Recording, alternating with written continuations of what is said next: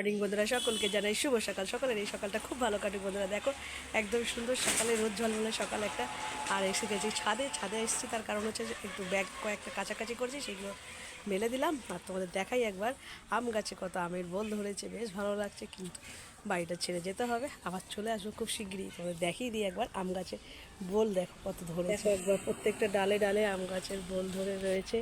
কাছ থেকে দেখাই তোমাদের, দেখো কীভাবে আমের বোল ধরেছে। আর ওই পাশে নিচে সব জায়গায় দেখো আমের বোল থোকা থোকা হয়ে ধরে রয়েছে পুরো গাছটাতেই।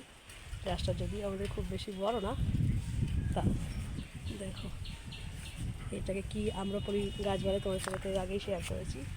যে দেখো পুরো গাছটায় আমের বোল একদম ধরেছে। আমাদের একটু লেটেই হয় আমগুলো।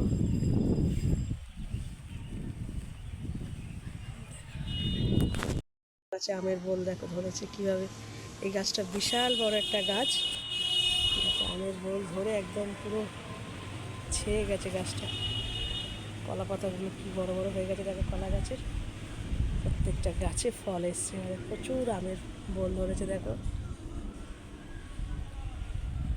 ছাদ থেকে এখন নেমে আসলাম ঘরে, এখন নামা যাক। নেমে ঘরের সমস্ত কাজবাজ পড়ে রয়েছে। আজকে বোনরা চলে গেল সকালবেলায়, এখন আমাকে সমস্ত ঘরের কাজবাজ করতে হবে, রেডি হতে হবে।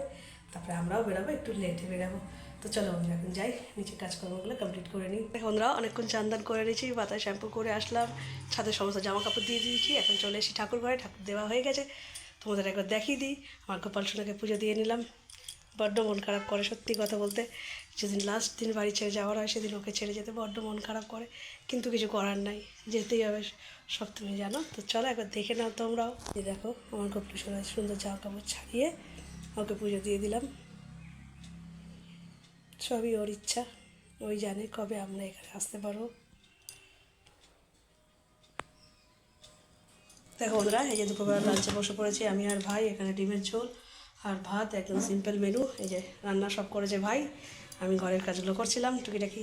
তো চলো এখন ঝটপট দুপুরের লাঞ্চটা কমপ্লিট করা যাক। দেখো বন্ধুরা, এই যে ফাইনালি রেডি হয়ে গেছি। আজকে আবার ঘর ছেড়ে চলে যেতে হচ্ছে, কিছু করার নেই, এটাই জীবন, মেনে নিতে হবে এটা। তো কিছু করার নেই। দেখো বন্ধুরা, এই যে একদম রেডি।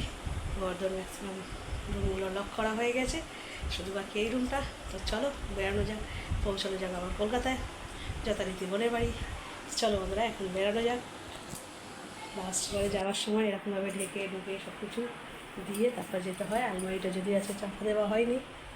যে দেখো পুরো সব গেটে লক পড়ে গেছে। এখানে এই গেটে লক, ওই গেটে লক, চারিদিকে বন্ধ, পিছু সব ঢোকানো হয়ে গেছে।